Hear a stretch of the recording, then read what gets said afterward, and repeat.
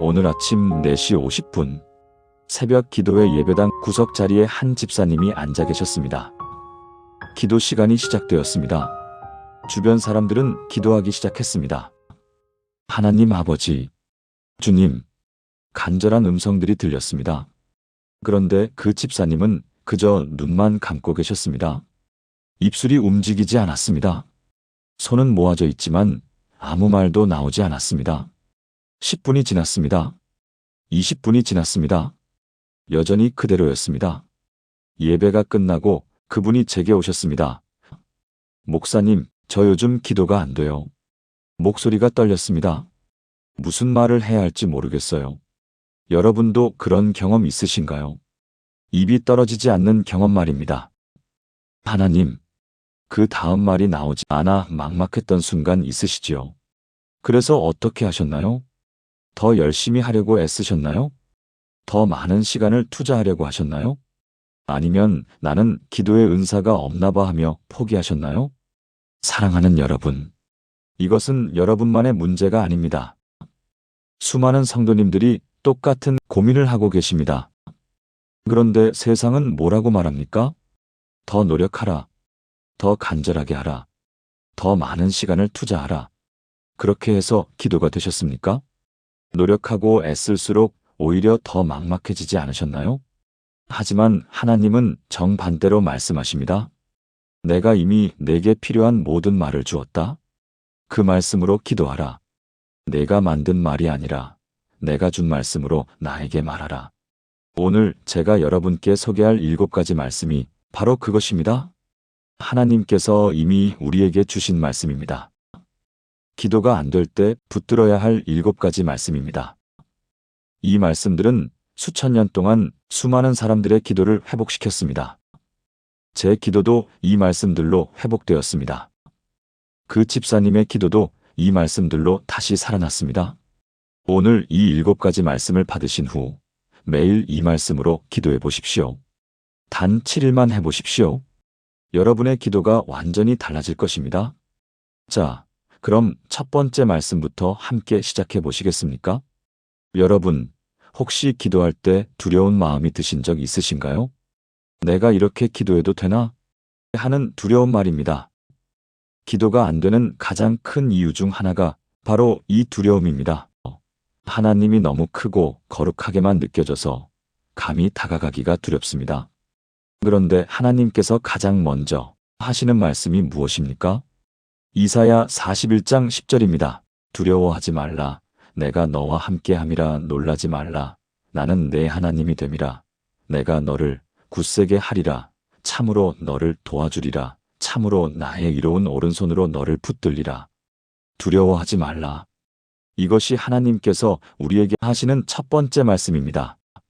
이사야 시대, 이스라엘은 바벨론의 침략을 앞두고 두려움에 떨고 있었습니다. 그때 하나님께서 말씀하신 것입니다. 두려워하지 말라. 내가 너와 함께한다. 내가 너와 함께함이라. 이 말씀이 핵심입니다. 하나님께서 우리와 함께 계시기 때문에 두려워할 필요가 없다는 것입니다. 그렇다면 우리는 이 말씀을 어떻게 기도로 만들 수 있을까요? 이 말씀을 그대로 여러분의 입으로 고백하는 것입니다.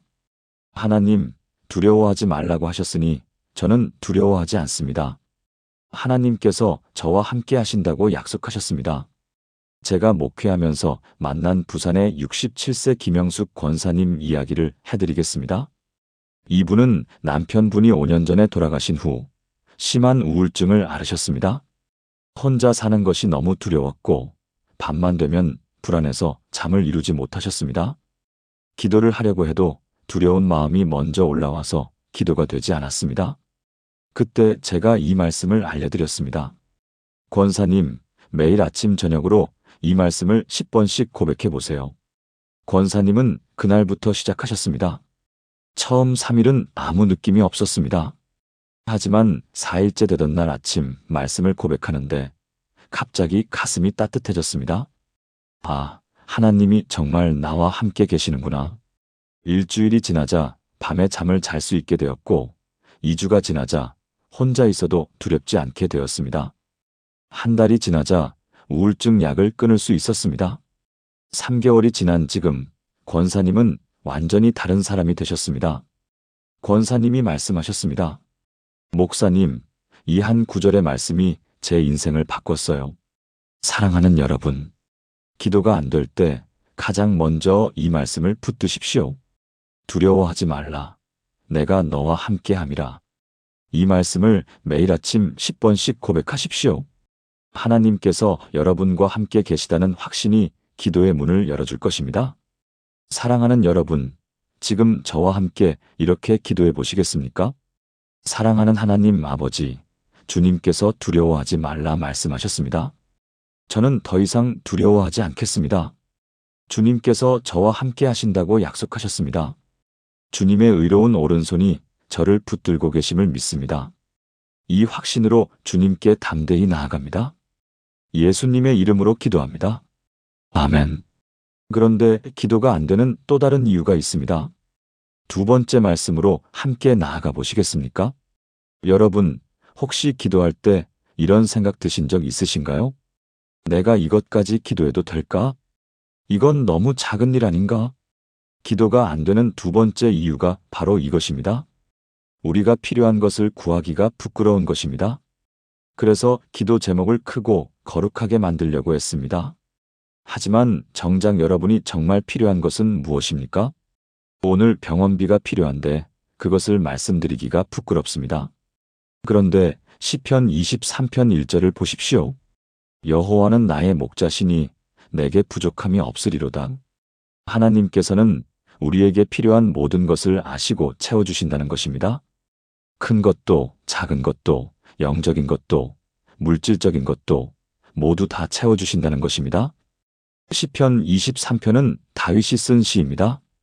다윗은 양을 치면서 목자가 하는 일을 누구보다 잘 알았습니다. 목자는 양에게 필요한 모든 것을 제공합니다. 양은 그저 목자를 따라가기만 하면 됩니다. 다윗은 이것을 경험으로 알았기에 하나님을 나의 목자라고 고백한 것입니다. 그렇다면 우리는 이 말씀을 어떻게 기도로 만들 수 있을까요? 여러분에게 필요한 것을 구체적으로 말씀드리는 것입니다. 하나님, 여호와는 나의 목자시니 내게 부족함이 없다고 하셨습니다. 지금 제게 필요한 것은입니다. 제가 섬기는 교회에 서울 강서구에 55세 박미정 집사님이 계십니다. 이분은 남편분이 사업에 실패해 빚이 2억 원 넘게 생겼습니다. 매달 이자만 200만 원이 넘었습니다. 집사님은 어떻게 기도해야 할지 몰랐습니다. 하나님께 돈 달라고 기도하는 게 맞나요? 제가 말씀드렸습니다. 하나님은 우리의 목자이십니다. 부끄러워하지 말고 필요한 것을 구하세요. 집사님은 그날부터 이렇게 기도하셨습니다. 하나님, 여호와는 나의 목자시니 내게 부족함이 없다고 하셨습니다. 이달 이자 200만 원이 필요합니다. 일주일 후 오래전에 빌려준 돈 300만 원이 갑자기 돌아왔습니다. 다음 달에도 같은 기도를 했고 남편분이 아르바이트로 정확히 200만 원을 버셨습니다. 6개월 동안 매달 필요한 이자를 정확히 채워주셨습니다.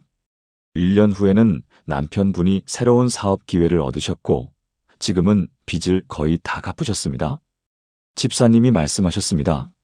하나님께 솔직하게 필요한 것을 구하니까 정말 채워주시더라고요. 사랑하는 여러분, 기도가 안 될 때 이 말씀을 붙드십시오. 여러분에게 필요한 것을 구체적으로, 솔직하게, 담대하게 구하십시오. 사랑하는 여러분, 지금 저와 함께 이렇게 기도해 보시겠습니까? 사랑하는 하나님 아버지, 주님은 나의 목자이십니다. 주님께서 나의 목자이시니 내게 부족함이 없습니다. 지금 제게 필요한 것을 주님께 아뢰옵니다. 주님께서 나의 모든 필요를 아시고 채워주실 줄 믿습니다. 예수님의 이름으로 기도합니다. 아멘. 그런데 기도가 안 되는 또 다른 이유가 있습니다. 세 번째 말씀으로 함께 나아가 보시겠습니까? 혹시 걱정이 너무 많아서 기도가 안 되신 적 있으신가요? 머릿속이 온통 걱정으로 가득 차서 기도를 시작하려고 해도 걱정만 떠오르는 경험 말입니다. 걱정이 기도를 막습니다. 기도가 안 되는 세 번째 이유가 바로 이 염려입니다. 그런데 성경은 뭐라고 말씀하십니까? 빌립보서 4장 6절부터 7절입니다. 아무것도 염려하지 말고 다만 모든 일에 기도와 간구로 너희 구할 것을 감사함으로 하나님께 아뢰라. 그리하면 모든 지각에 뛰어난 하나님의 평강이 그리스도 예수 안에서 너희 마음과 생각을 지키시리라. 염려를 그만두고 그 대신 기도하라는 것입니다. 염려는 문제를 해결하지 못합니다. 하지만 기도는 하나님을 움직입니다. 사도 바울이 이 편지를 쓸 때 그는 로마 감옥에 갇혀 있었습니다. 빌립보 교회 성도들은 바울을 걱정하고 있었습니다. 그런 그들에게 바울이 편지를 쓴 것입니다. 아무것도 염려하지 말고 기도하세요. 놀랍지 않습니까? 감옥에 갇혀 있는 사람이 밖에 있는 사람들을 위로하는 것입니다. 바울은 기도가 염려를 평안으로 바꾼다는 것을 경험으로 알았기 때문입니다. 그렇다면 우리는 이 말씀을 어떻게 기도로 만들 수 있을까요? 여러분의 염려를 구체적으로 하나님께 말씀드리는 것입니다. 하나님, 제가 때문에 염려하고 있습니다. 이 염려를 주님께 내려놓습니다. 경기도 수원의 61세 이명희 권사님은 평생 걱정이 많으신 분이었습니다. 자녀 걱정, 남편 걱정, 건강 걱정, 모든 것이 걱정이었습니다. 기도를 하려고 해도 걱정이 먼저 올라와서 기도가 되지 않았습니다. 그때 제가 말씀드렸습니다. 권사님, 걱정을 없애려고 하지 마세요. 걱정을 기도로 바꾸세요. 걱정이 떠오르면 그것을 그대로 하나님께 말씀드리는 겁니다. 권사님은 그날부터 시작하셨습니다. 자녀 걱정이 떠오르면 이렇게 기도하셨습니다. 하나님, 제가 지금 큰아들 때문에 걱정하고 있습니다. 이 걱정을 주님께 맡깁니다. 신기하게도 마음이 평안해졌습니다. 걱정이 떠오를 때마다 기도로 바꾸셨습니다. 일주일이 지나자 밤에 잠을 잘 수 있게 되었고, 한 달이 지나자 평안한 마음으로 하루를 시작할 수 있게 되었습니다. 3개월이 지난 지금 권사님은 완전히 다른 사람이 되셨습니다. 걱정을 기도로 바꾸니까 정말 평안이 오더라고요. 사랑하는 여러분, 기도가 안 될 때 이 말씀을 붙드십시오. 여러분의 염려를 기도로 바꾸십시오. 사랑하는 여러분, 지금 저와 함께 이렇게 기도해 보시겠습니까? 사랑하는 하나님 아버지, 주님께서 아무것도 염려하지 말라고 하셨습니다. 지금 제 마음에 있는 모든 염려를 주님께 맡깁니다. 이 모든 걱정을 주님께 내려놓고 주님의 평강을 구합니다. 모든 지각에 뛰어난 하나님의 평강이 제 마음과 생각을 지켜주소서. 예수님의 이름으로 기도합니다. 아멘.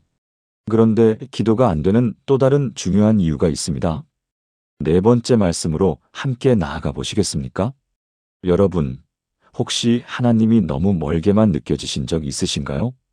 기도가 안 되는 네 번째 이유가 바로 이것입니다. 하나님을 너무 멀리 계신 분으로만 생각하는 것입니다. 그런데 예수님께서 우리에게 가르쳐 주신 기도를 보십시오. 마태복음 6장 9절입니다. 그러므로 너희는 이렇게 기도하라. 하늘에 계신 우리 아버지여. 하늘에 계신 우리 아버지여. 이 호칭이 얼마나 놀라운지 아십니까? 예수님께서 하나님을 아버지라고 부르라고 가르치신 것입니다. 당시 유대인들은 하나님을 감히 이름으로 부를 수도 없었습니다. 그런데 예수님께서 아버지라고 부르라고 하신 것입니다.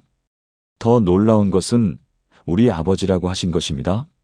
예수님만의 아버지가 아니라 우리 모두의 아버지라는 것입니다. 하나님께서 우리를 자녀로 받아주셨다는 것입니다. 아버지는 자녀를 사랑하고 자녀의 말을 듣고 자녀와 가까이 계십니다. 인천에 사는 28세 김준혁 청년이 있었습니다. 이 청년은 어릴 때 아버지에게 학대를 받았습니다.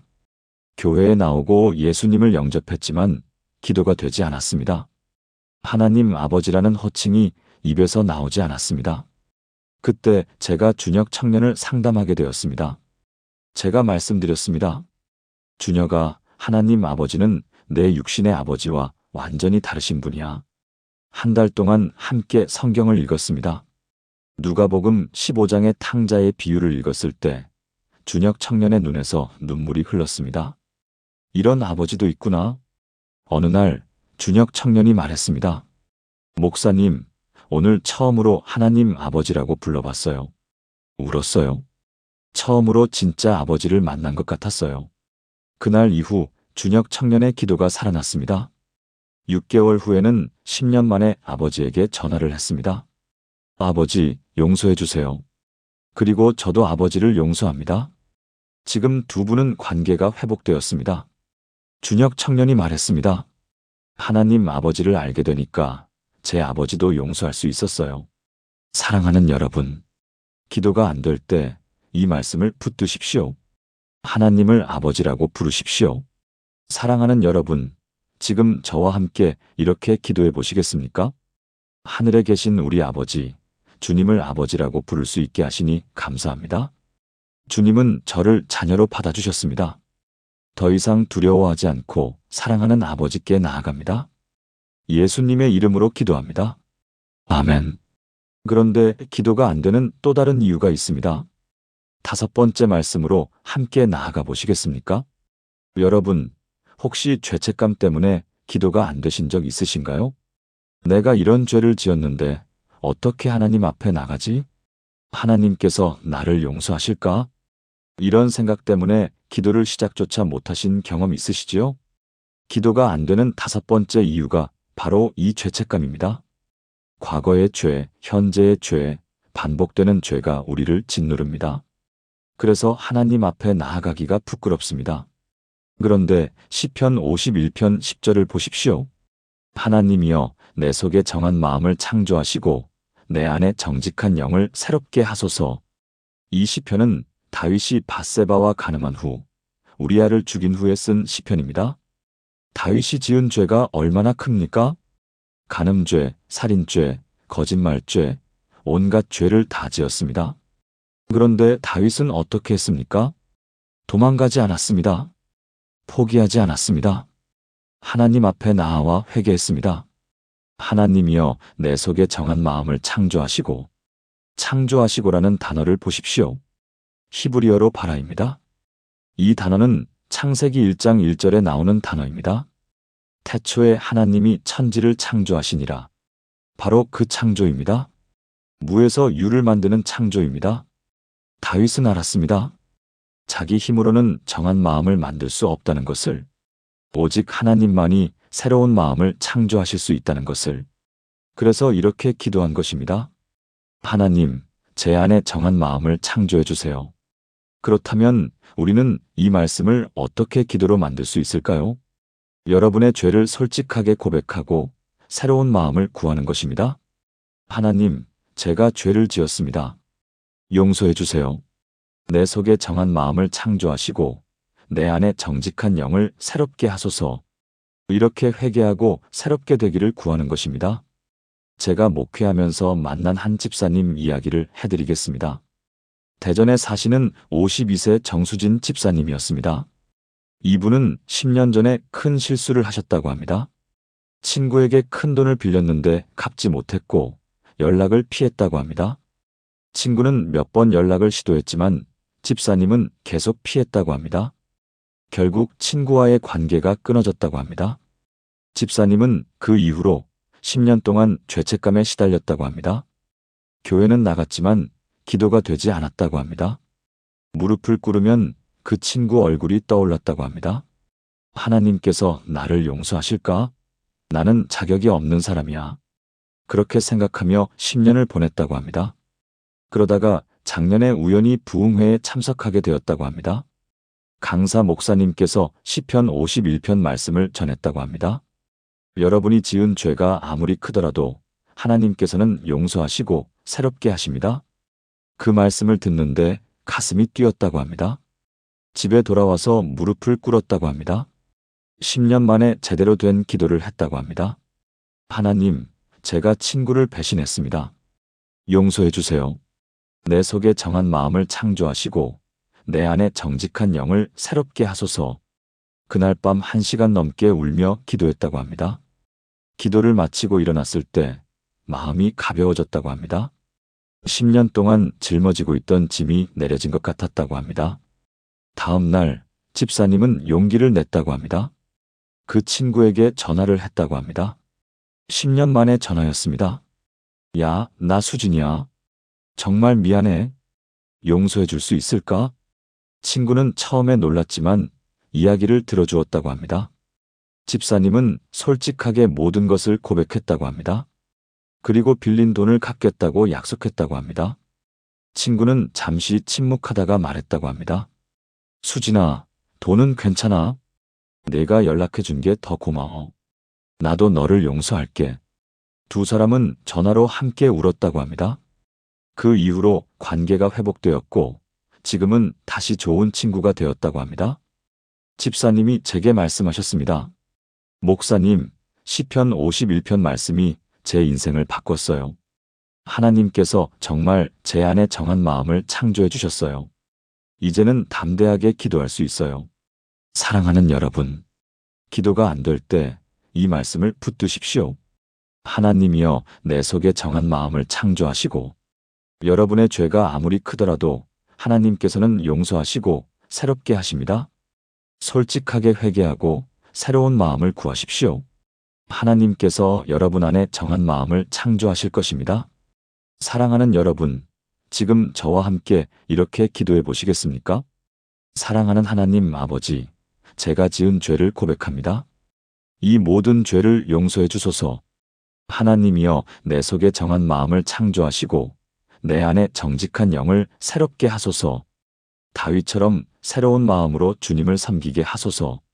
주님의 용서하심을 믿고 담대히 나아갑니다. 예수님의 이름으로 기도합니다. 아멘. 이 말씀으로 매일 회개하며 기도해 보세요. 여러분의 마음이 새로워지고 담대함이 회복될 것입니다. 그런데 기도가 안 되는 또 다른 중요한 이유가 있습니다. 6번째 말씀으로 함께 나아가 보시겠습니까? 혹시 기도하면서 이런 생각 드신 적 있으신가요? 이건 너무 큰 일이라 안 될 것 같아. 이렇게 기도해도 소용없을 것 같아. 내 문제는 해결될 수 없어. 기도가 안 되는 6번째 이유가 바로 이 불신앙입니다. 하나님의 능력을 믿지 못하는 것입니다. 문제가 너무 크게 보이고 하나님은 너무 작게 보이는 것입니다. 그래서 기도를 시작하기도 전에 포기합니다.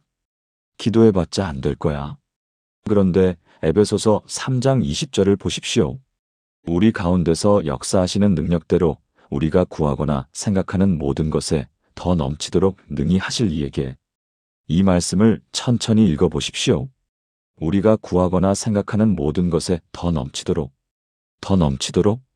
하나님께서는 우리가 구하는 것보다 더 많이 주신다는 것입니다. 우리가 생각하는 것보다 더 크게 일하신다는 것입니다. 사도 바울이 이 편지를 쓸 때 에베소 교회는 여러 어려움을 겪고 있었습니다. 핍박도 있었고 내부 갈등도 있었습니다. 성도들은 낙심하고 있었습니다. 우리가 이 어려움을 극복할 수 있을까?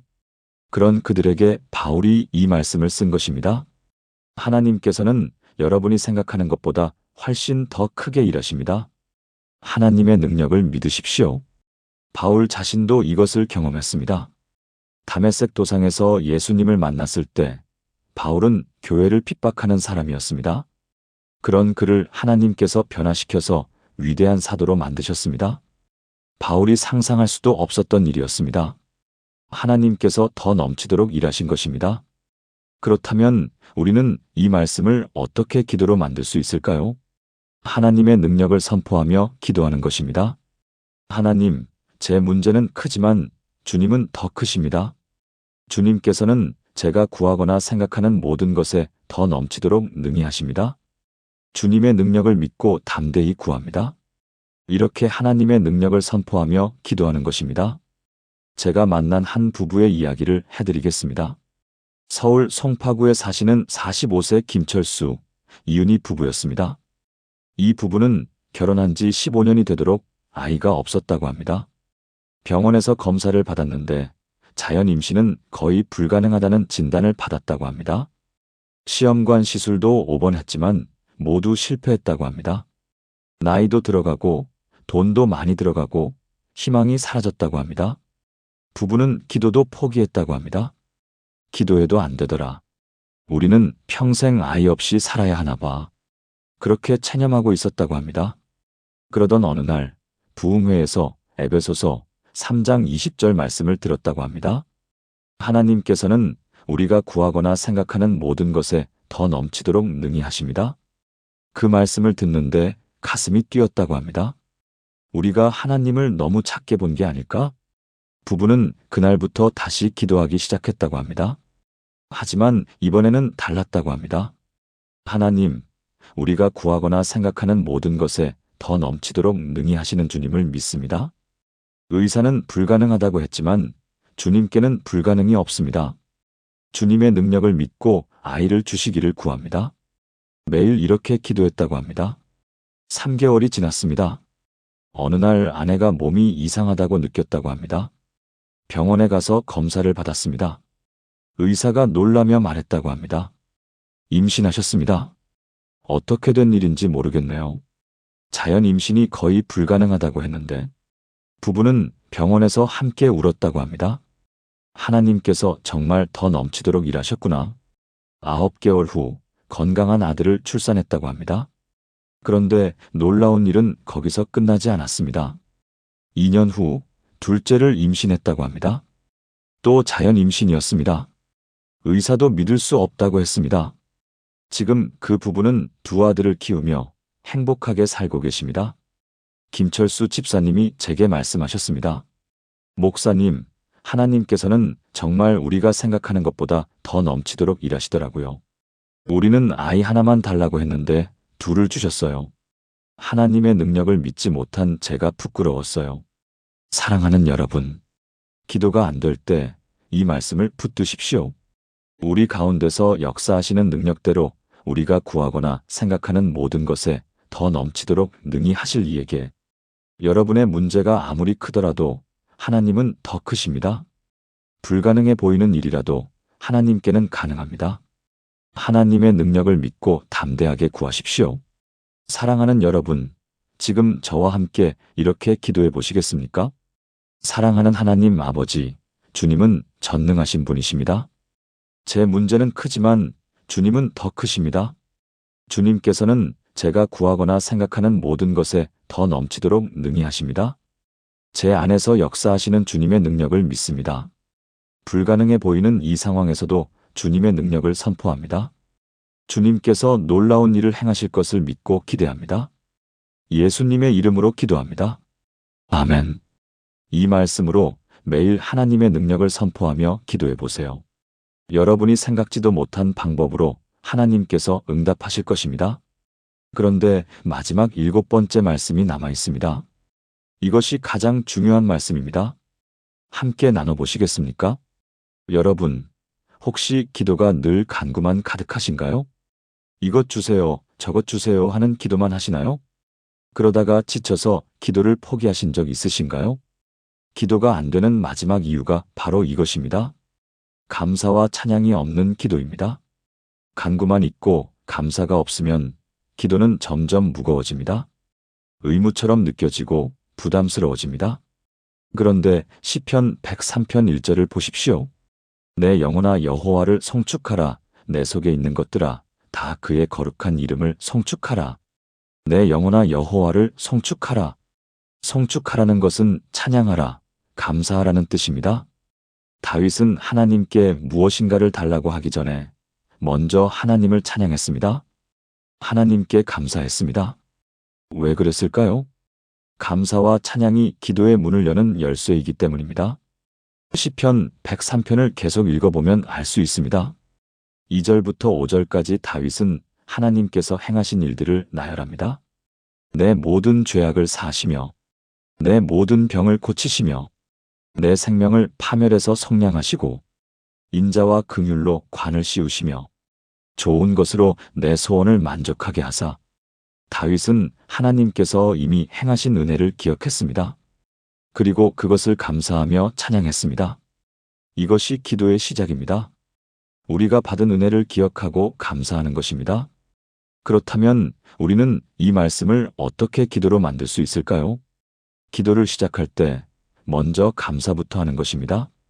내 영혼아 여호와를 송축하라. 주님께서 행하신 일들을 기억합니다. 주님께서 저를 구원하셨습니다. 감사합니다. 주님께서 저를 지켜주셨습니다. 감사합니다. 주님께서 저에게 을 주셨습니다. 감사합니다. 이렇게 감사로 기도를 시작하는 것입니다. 제가 목회하면서 만난 한 권사님 이야기를 해드리겠습니다. 경기도 안양에 사시는 69세 조명자 권사님이었습니다. 이분은 평생 기도를 열심히 하신 분이었다고 합니다. 새벽 기도도 30년 넘게 빠지지 않으셨다고 합니다. 그런데 최근 몇 년 동안 기도가 점점 힘들어졌다고 합니다. 하나님, 이것 주세요. 저것 주세요. 늘 간구만 했다고 합니다. 건강 달라고, 자녀들 축복해달라고, 손주들 지켜달라고, 교회 부흥시켜달라고. 간구 목록이 점점 길어졌다고 합니다. 기도 시간이 점점 무거워졌다고 합니다. 나는 왜 이렇게 받기만 하려고 할까? 자책하기도 했다고 합니다. 그러다가 작년에 큰 병을 앓으셨다고 합니다. 암 진단을 받으셨습니다. 수술을 받고 항암 치료를 받으셨습니다. 6개월 동안 병원과 집을 오가며 치료받으셨습니다. 그 기간 동안 기도도 제대로 못하셨다고 합니다. 몸이 너무 힘들어서 기도할 힘이 없었다고 합니다. 그런데 항암 치료가 끝나고 재검사를 받았는데 암이 사라졌다고 합니다. 의사가 말했다고 합니다. 깨끗하게 나으셨습니다. 기적이네요. 권사님은 그날 집에 돌아와서 무릎을 꿇었다고 합니다. 그런데 이상한 일이 일어났다고 합니다. 하나님, 주세요라는 말이 입에서 나오지 않았다고 합니다. 대신 이런 말이 나왔다고 합니다. 하나님, 감사합니다. 저를 살려주셔서 감사합니다. 하나님, 감사합니다. 70년을 살게 하셔서 감사합니다. 하나님, 감사합니다. 두 아들을 주셔서 감사합니다. 하나님, 감사합니다. 건강한 손주들을 주셔서 감사합니다. 감사가 쏟아져 나왔다고 합니다. 1시간 동안 감사만 했다고 합니다.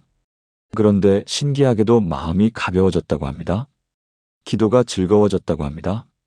그날 이후 권사님은 기도 방법을 바꾸셨다고 합니다. 기도를 시작할 때 먼저 10분 동안 감사부터 하신다고 합니다. 내 영혼아 여호와를 송축하라. 주님께서 행하신 일들을 기억합니다. 이렇게 시작해서 하나하나 감사를 나열하신다고 합니다. 감사를 하고 나면 간구는 자연스럽게 따라온다고 합니다. 그런데 간구의 내용도 달라졌다고 합니다. 이것 주세요, 저것 주세요가 아니라 하나님의 뜻이 이루어지게 하소서로 바뀌었다고 합니다. 지금 권사님은 새벽 기도가 너무 즐겁다고 하십니다. 기도 시간이 기다려진다고 하십니다. 권사님이 제게 말씀하셨습니다. 목사님, 감사로 기도를 시작하니까 기도가 완전히 달라졌어요. 무겁던 기도가 가벼워지고 의무였던 기도가 기쁨이 되었어요. 사랑하는 여러분, 기도가 안 될 때 이 말씀을 붙드십시오. 내 영혼아 여호와를 송축하라.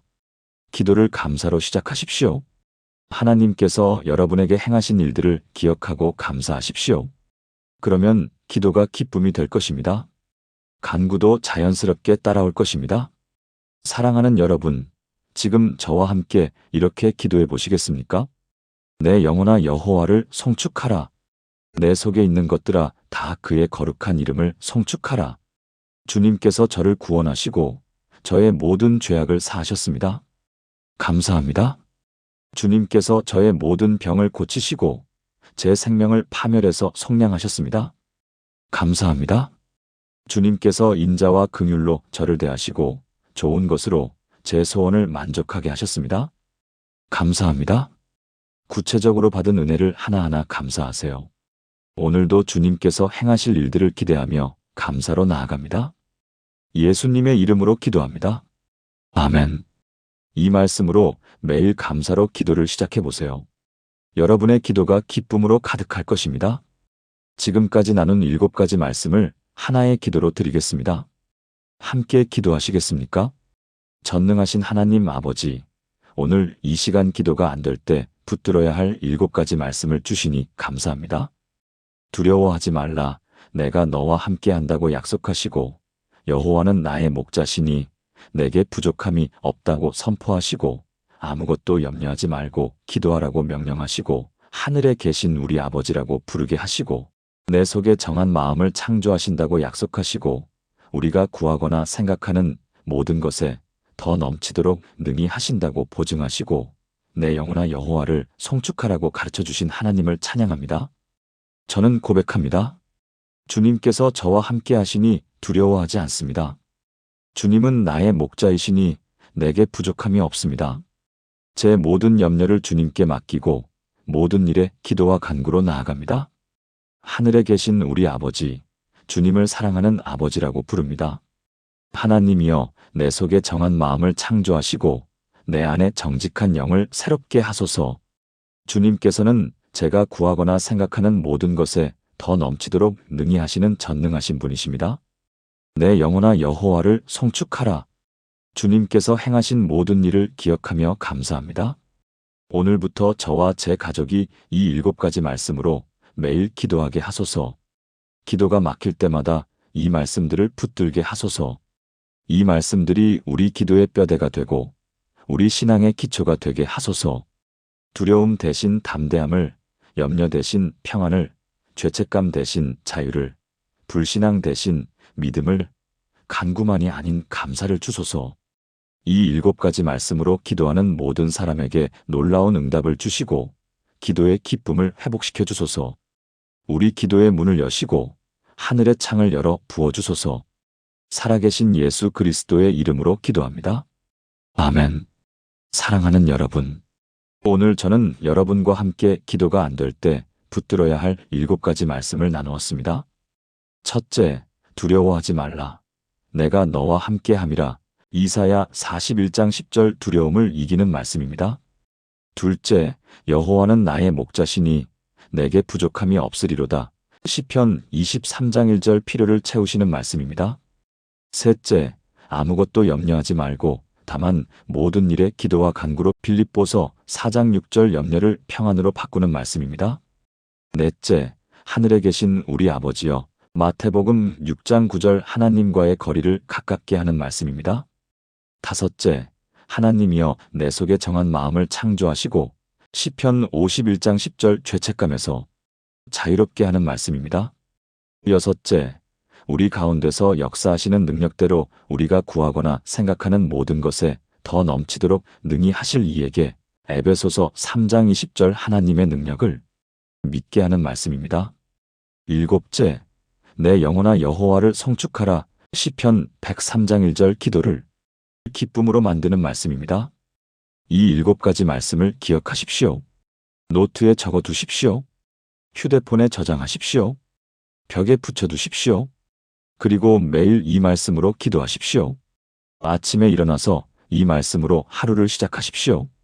저녁에 잠들기 전에 이 말씀으로 하루를 마무리하십시오. 단 7일만 해보십시오. 여러분의 기도가 완전히 달라질 것을 약속합니다. 기도가 즐거워질 것입니다.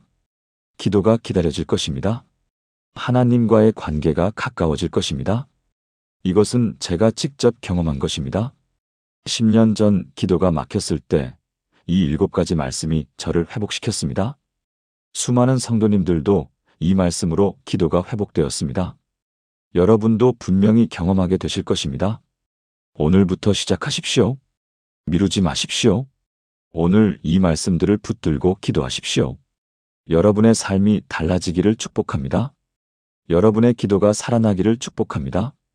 여러분의 가정에 하나님의 풍성한 축복이 임하기를 축복합니다. 오늘 이 말씀이 마음에 닿으셨다면 좋아요 버튼을 눌러주시고 아래 댓글란에 아멘이라고 남겨주세요. 그리고 7가지 말씀 중에서 어떤 말씀이 가장 마음에 와닿으셨는지도 함께 나눠주세요. 이 말씀이 필요한 분들에게 공유해주세요. 더 많은 분들의 기도가 회복되기를 소망합니다. 여러분 모두에게 하나님의 은혜와 평강이 넘치기를 축복합니다. 사랑합니다. 감사합니다.